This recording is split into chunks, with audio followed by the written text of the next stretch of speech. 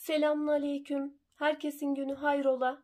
Bugün sizlerle birlikte çok kolay bir şekilde pantolon etek kesimi ve dikimini göstermeye çalışacağım inşallah.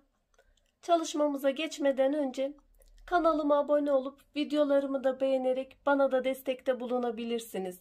Zil işaretini de aktif hale getirirseniz yüklediğim tüm videolardan haberdar olabilirsiniz. Ayrıca aynı isimle bizi Instagram'dan da takip edebilirsiniz. Oradan da isteklerinizi ulaştırabilirsiniz. Elimizden geldiği kadar yardımcı olmaya çalışıyoruz. Kumaş olarak makaron viskon kumaşım var. Benim parçaydı, 2 parça şeklinde kumaşım vardı. Şöyle çalışmamızı kağıt üzerinde ifade edeceğim. Boy olarak 115 santim kumaşımın boyu. 4 kat şeklinde katladım. Toplamda en olarak 2 metre 56 santim kumaş kullandım. 2 metre 56 santim kumaş kullandım. 4 kat şeklinde kumaşımı yaptım. 4 kat şeklinde en olarak 64 santim geliyor. Bu 44 beden için yapacağım. Tabi siz kendi ölçünüze göre ayarlayacaksınız. Burada biraz fazla kumaş gidiyor diğer yaptığımız pantolon eteklere oranla. Şöyle ifade edeceğim. Şurası benim kumaşım. 4 kat şeklinde yaptım. Şuradan 10 santim bir pay bıraktım. Şuradan da 10 santim bir pay oluyor. Bel için 4 santim kemer lastik bölümü ayırıyorum. 38-40 bedenler için kalça düşüklüğünü 28 santim olarak belirliyoruz. 42-44 bedenler için 30 santim kalça düşüklüğünü iniyoruz. Burası benim 30 santim. Basen ölçüsünü ise basenimizi alıyoruz. 4'e bölüyoruz. Çıkan sonuca artı 2 dikiş payı, isterseniz artı 2 de bolluk payı ekleyebilirsiniz. Ben burada baseni 116 aldım. 4'e böldüm. 29 artı 2 dikiş artı 2 de bolluk payı 33 santim. Benim şu bölüm şurası basen ölçümü belirlemiş oluyorum. Basen ölçüsüyle burayla bel ölçüsünün aynı olması gerekiyor. Burası da 33 santim. Şu bölümde 33 santim. Aynı şekilde lastikli olduğu için. A oyuntusu için 11 santim A oyuntusu verdim. Yukarı doğru 8 santim şöyle bir oyuntu şekli çizdim. Pantolonumuzda fazla her iki taraftan da 10 santim bırakmamızın nedeni pantolonumuz aşağı doğru genişleyecek. A oyuntusundan etek ucuna doğru şöyle bir sıfırlama yapıyorum. Diğer tarafta da aynı şekilde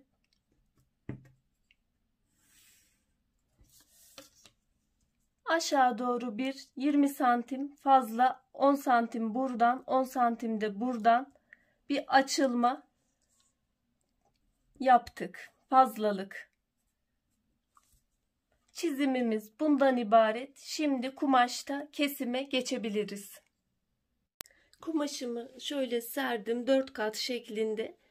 Eğer kumaşınız 2 parça şeklinde ise şöyle yüzü yüzüne bakacak şekilde katlama yapın. Kesimde yanlışlık olmasın. 1, 2, 3, 4. Kumaşı 4 kat yaptım. Kumaşın boy olarak 115 santim. Şuradan fazlalık bölümünü alttan sonra çıkaracağım. En olarak da 64 santim aldım.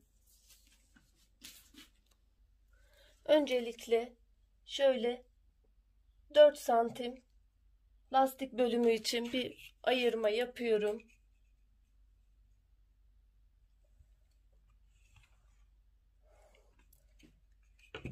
Sonra her iki taraftan 10 santim bir boşluk bırakıyorduk. Onları da şöyle çiziyorum.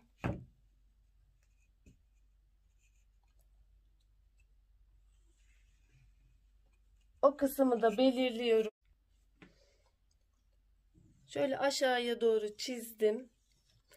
Şimdi basen ilmesini, kalça düşüklüğünü belirliyoruz. 38-40 bedenler için 28 santim. 42-44 bedenler için 30 santim. Büyük bedenler için 32 santim olarak alabilirsiniz. Bu kısmı da çiziyorum. Kalça düşüklüğünü belirledim. Sonra ölçü alıyoruz. Basen ölçüsünü alıyoruz. 4'e bölüyoruz. Artı 2 dikiş artı 2 bolluk payı veriyoruz.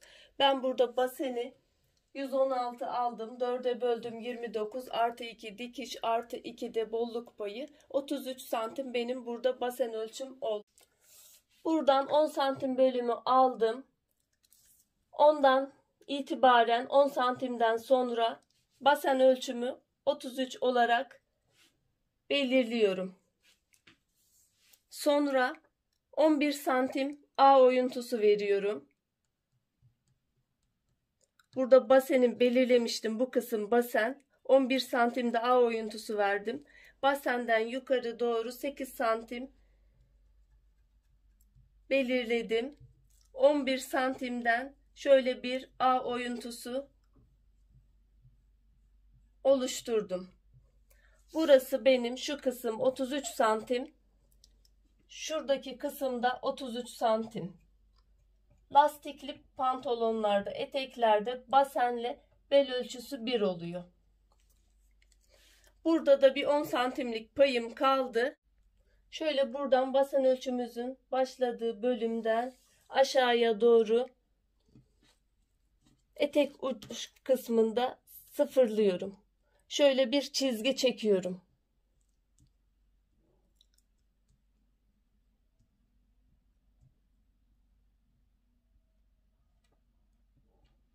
Pantolonumuz aşağı doğru genişledi. Bu kısımda da A oyuntusundan aşağı doğru aynı şekilde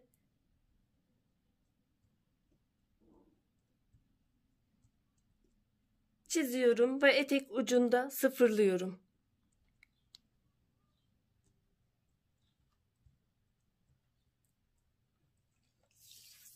Aşağı doğru bir genişleme yapmış olduk. Çizme işlemimiz bittikten sonra şöyle kesime geçiyorum. Çizdiğim kısımları kesiyoruz.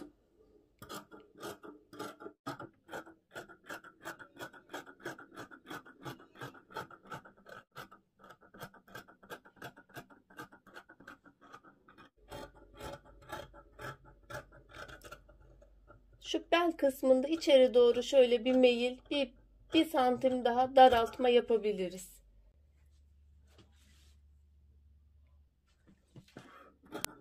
Diğer tarafı da çizdiğim bölümü kesiyorum.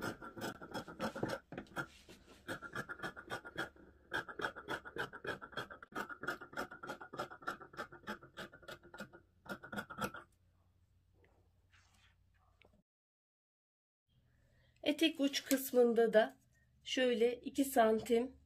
Burada benim fazlalığım vardı. Onu da hesaba katıyorum. Şöyle buradan da 2 santim. Biz dikişli bölümlerin sarkmaması için ortaya doğru bir sıfırlama yapıyorum.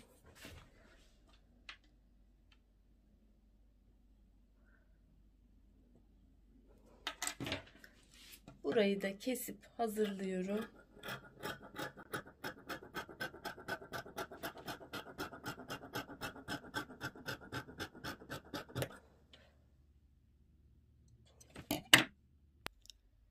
Pantolon eteğimizin ilk kesimi bitmiştir. Bizim şu parçalar bir tarafı ön olacak, bir tarafı arka olacak. Bunlar arka parçalarımız. Ön parçalarımız da ayrıca belinde şöyle bir 3,5 santim düşürme yapıyorum. Orta kısımda sıfırlayacağım. Yani son kısım oluyor. Şu şekilde. Ayrıca çok hafif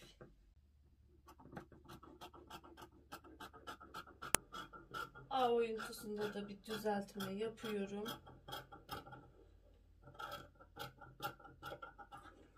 Buradan da 2 santim aşağı doğru bir daraltma yapıyorum.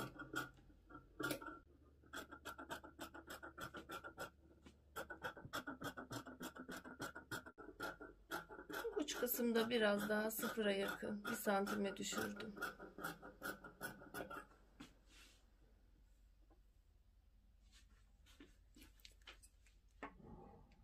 Şimdi yüzüne bakacak şekilde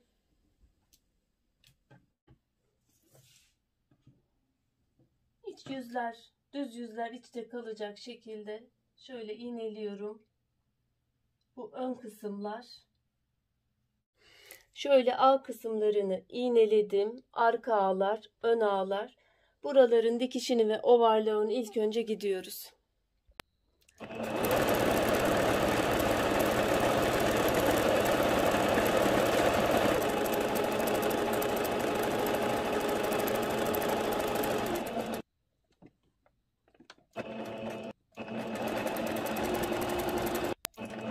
Zikzak ayarıyla ovarlaklarını da gidiyorum.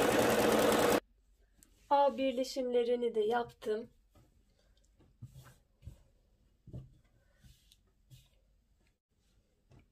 Şöyle yüzüne bakacak şekilde yerleştiriyorum.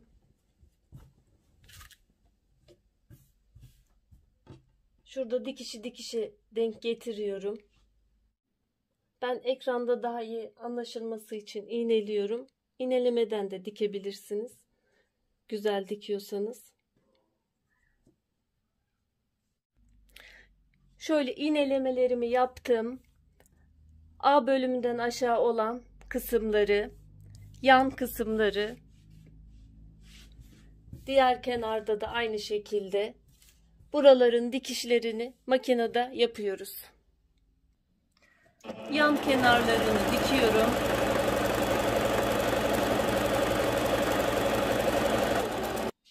A bölümlerinden aşağı olan kısımları da dikiyorum. Zikzak ayarıyla ovarlaklarını da gidiyorum.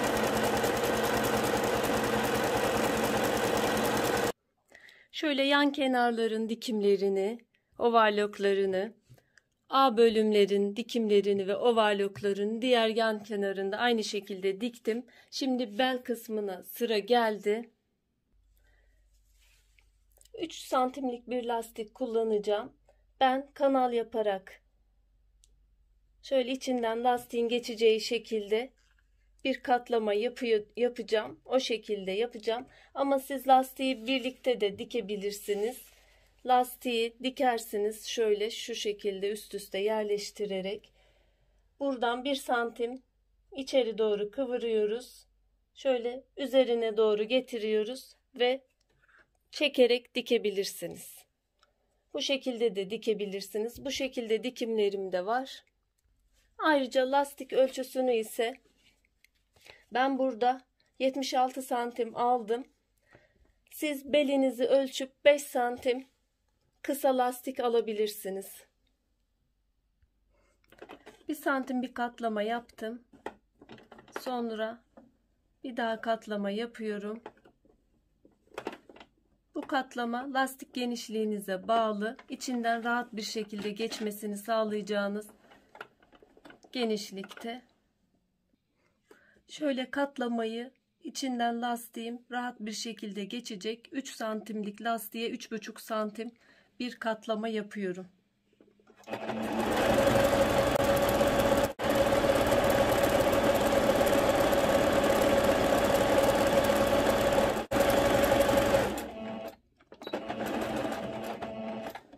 Lastik geçirmek için bir kısım bıraktım. Lastiği de filket iğne yardımıyla geçiriyorum.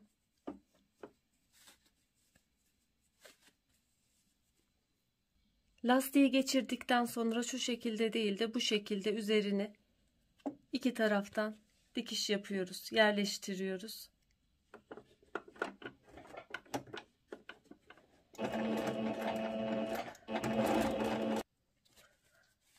Diktikten sonra kalan kısmı da içeri yerleştiriyoruz. Boş bıraktığımız kısmı da dikiyoruz.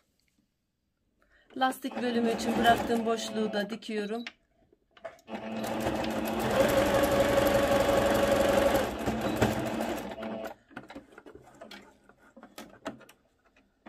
Ayrıca orta kısımdan lastik dönmemesi için bir dikiş atacağım.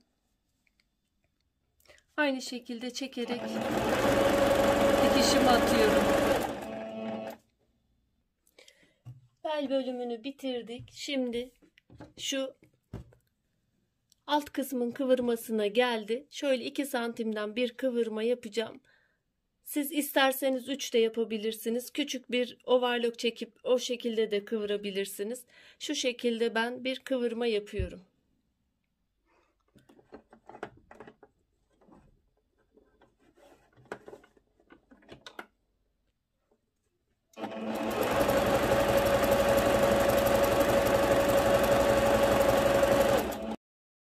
Arkadaşlar ben şöyle çalışmamı bitirdim. Son şekli şu şekilde. Gayet de etek görünümlü çok güzel bir pantolon eteğimiz oldu. Kullanış açısından da çok rahat. Umarım faydalı bir çalışma olmuştur. Şimdiden yapmak isteyen, denemek isteyen arkadaşlara kolaylıklar diliyorum. Allah'a emanet olun. Hoşça kalın, sağlıcakla kalın.